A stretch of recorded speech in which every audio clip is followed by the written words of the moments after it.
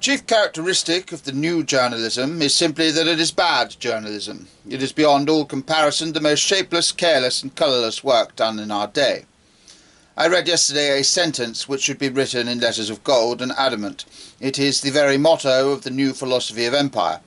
I found it, as the reader has already eagerly guessed, in Pearson's magazine, while I was communing, soul to soul, with Mr. C. Arthur Pearson, whose first and suppressed name, I am afraid, is Chilperic. It occurred in an article on the American presidential election. This is the sentence, and everyone should read it carefully, and roll it on the tongue till all the honey is tasted.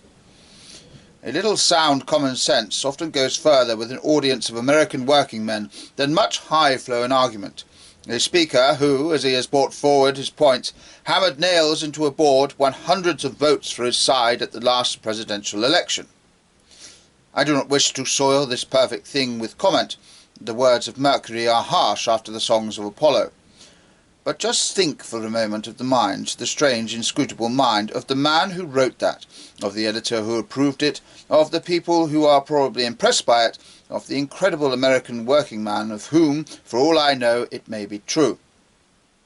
Think what their notion of common sense must be.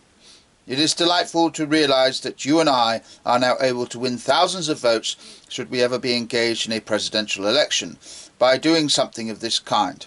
For I suppose the nails and the board are not essential to the exhibition of common sense. There may be variations. We may read, "A little common sense impresses American working men more than high-flown argument. A speaker who, as he has made his points, pulled buttons off his waistcoat, won thousands of votes for his side." Or, "Sound common sense tells better in America than high-flown argument." Thus Senator Budge, who threw his false teeth in the air every time he made an epigram, won the solid approval of American working men. Or again, "The sound of common sense of a gentleman from Earl's Wood, who stuck straws in his hair during the progress of his speech, assured the victory of Mr. Roosevelt."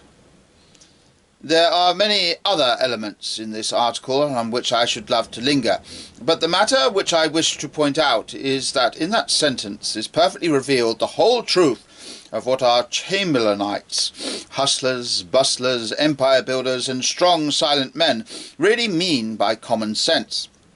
They mean knocking, with deafening noise and dramatic effect, meaningless bits of iron into a useless bit of wood.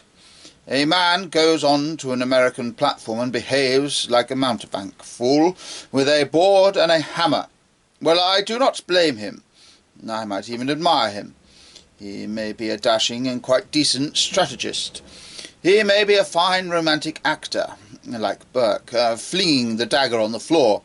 He may even, for all I know, be a sublime mystic, profoundly impressed with the ancient meaning of the divine trade of the carpenter, and offering to the people a parable in the form of a ceremony. All I wish to indicate is the abyss of mental confusion in which such wild ritualism can be called sound common sense. And it is in that abyss of mental confusion, and in that alone, that the new imperialism lives and moves and has its being. The whole glory and greatness of Mr. Chamberlain consists in this, that if a man hits the right nail on the head, nobody cares where he hits it to, or what it does. They care about the noise of the hammer, not about the silent drip of the nail. Before and throughout the African War, Mr. Chamberlain was always knocking in nails with ringing decisiveness. But when we ask, but what have these nails held together? Where is your carpentry? Where are your contented outlanders? Where is your free South Africa? Where is your British prestige? What have your nails done? Then what answer is there? We must go back, with an affectionate sigh, to our Pearson for the answer to the question of what the nails have done. The speaker who hammered nails into a board won thousands of votes.